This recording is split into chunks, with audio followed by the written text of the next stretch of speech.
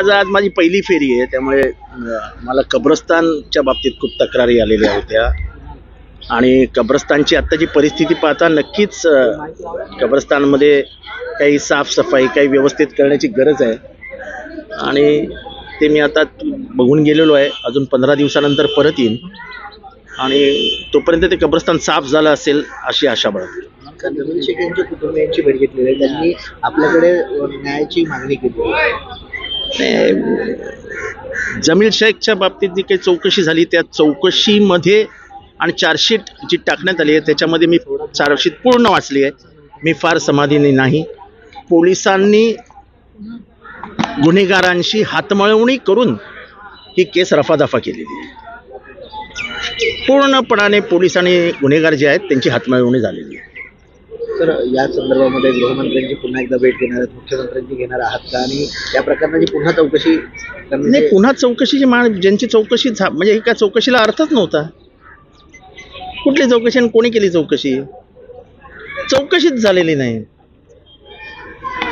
आणि चौकशी झाली नसल्या कारणाने त्याची फेर चौकशी मागण्याची काही कारणच नाही ना. Under section 173(8) the case is still open. अजूनही केस उघडी आहे. येत्या काळामध्ये न्याय मिळेल अशी आपण अपेक्षा बाळगूया. पण ज्या पद्धतीने पोलीस वागतायत त्या पद्धतीने न्यायाची अपेक्षा करणं चुकीची आहे. त्यामध्ये कोण आहे असं? जो कोणी असेल तो असं आहे की वाल्मिक कराड आणि हे सगळे आतमध्ये जाऊ शकतात, तर त्यांच्यापेक्षा तर म्हणजे मला नाही वाटत 50-60 फूट केली किंवा खून केलेला माणूस इथे. 50-60 फूट खून केलेला माणूस पण गेला ना आतमध्ये. न्यायाचे हात खूप लांब असतात आणि जनतेची ताकदही खूप मोठी असते.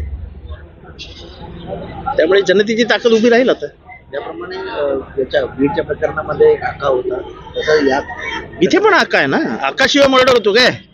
असा मर्डर, एक गोळी लागते, ठाक, माणूस मेला आणि अजूनही केसचा उलगडा होत नाही आणि त्याच्यात एका पोलीस इन्स्पेक्टरची बदली अशी रातोरात केली जाते आणि मग त्या बदलीचा आदेश स्टेटसवर ठेवला जातो. पोलीस आहात का तुम्ही? नाही सिनियर रातोरात केला जातो. नाही असेल तर हे पण ऐका मी जे बोलतोय ते. आणि मग पोलीसची बदली होते, खतम केस. सगळ्यांना वाटायला लागते आपली पण बदली होईल, आपण या केसमध्ये हात घातला. त्यामुळे कुठलाच पोलीस हात घालायला तयार नाही. सर, उद्या अमित शहा महाराष्ट्र दौऱ्यावरती आहेत आणि महाविकास आघाडीतील खासदार मोठं भूकंप महाराष्ट्रामध्ये. खासदार कोणणार आहेत? अहो, महाराष्ट्राचं काय वाटोळ होतंय ती बघा. खासदार एवढं प्रचंड बहुमत मिळालंय. काय चालू आहे महाराष्ट्रात? एक तरी फाईल हलते. अजून म्हणजे एका आकाच्या विरोधात एवढा पुरावा मिळाल्यानंतर त्या आकाला काकासारखा घरी नाही पाठवला. त्या आकाला अजूनही मांडीवर बसवलाय. काय झालं सोमनाथ सूर्यवंशीची? सोमनाथ सूर्यवंशीला न्याय मिळणार का नाही मिळणार? काय झालं अक्षय शिंदेचं? अजून केस का नाही दाखल केली पोलिसांनी?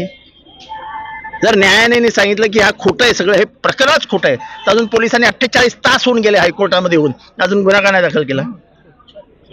इथे एवढा राजकीय हस्तक्षेप आहे पोलिसांमध्ये की इथे गुन्हेगारी करणाऱ्याला आळाच बसू शकत नाही. मात्र ज्याला टार्गेट करायचंय त्याला लगेच आत टाकते.